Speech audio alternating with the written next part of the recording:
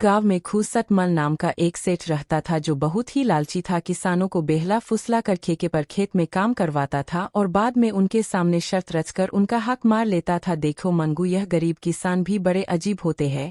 जानवरों की तरह दिन रात मेहनत करते हैं और बदले में 2 वक्त की रोटी के लिए तरसते रहते हैं। और मुझे देखो, मुझ जैसा मालिक बस बैठे बैठे हुक्म चलाता है और सारी फसल मेरे गोदामों में भर जाती है। सच कहते हो सेठ जी, पूरा गांव आपकी मुट्ठी में है। इनकी मेहनत का फायदा उठाना आपसे बेहतर और कोई नहीं जानता। पूरे गांव पर आपका ही राज है। आपकी मर्जी के बिना एक पत्ता भी नहीं हिलता। राजा तो हूँ ही मैं, बेवकूफ को ऐसी ऐसी शर्तों पर अपनी जमीन उधार देता हूँ कि मेहनत ये करते हैं और फसल मैं हड़प लेता हूँ। आखिर इनकी औकात ही क्या है। मेरे सामने सेठ यह बातें कर ही रहा होता है कि तभी उसके पास बिरजू नाम का एक गरीब किसान आता है जो बहुत दुखी और परेशान होता है।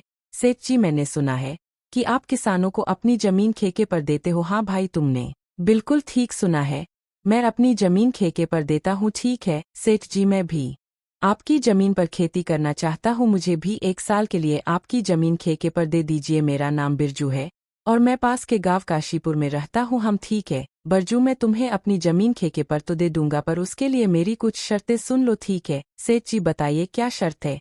शर्त यह है कि तुम्हें मेरी जमीन पर काम करना होगा और 1 साल के बाद उस जमीन पर जो भी फसल होगी उस फसल का आधा हिस्सा तुम्हारा होगा और आधा हिस्सा मेरा होगा। ठीक है सेठ जी, मुझे आपकी शर्त मंजूर है। सेठ से जमीन की कागजी कार्रवाई करने के बाद बिरजू वहां से चला जाता है और अगले दिन खेती करने के लिए उस खेत में पहुंच जाता है। चलो सेठ जी, से जमीन तो मिल गई है, अब इसमें खेती करता हूँ। उम्मीद है कि इस साल अच्छी फसल होगी। मुझे बहुत मेहनत करनी होगी, तभी मेरे हिस्से में कुछ बच पाएगा। बिरजू किसान दिन रात कड़ी मेहनत करता है और फसल उगाता है।